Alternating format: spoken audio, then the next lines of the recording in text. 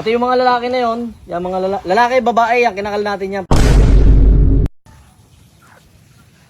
Ayan mga pisan, galing tayo doon sa ranging natin. Pinadala ko dito yung mga ikakal natin. So pagka pumupunta talaga ako, hinahanap ko na talaga yung mga pangit, ang tindig, tulad itong babae na to. Kita ko yung tindig niya is piki. Medyo piki na konti. So nakakawawa naman yung mga mag-aabil nito. So kaya ayan. Pati yung mga lalaki na yon, yung mga lalaki, babae, yan, kinakal natin yan. Pati yun, oh. Ayan, yung mga maliit na pag-iwanan sila. Kinakal na po natin yan para sulit naman. Kung may manghingi, sulit yung ibibigay ko.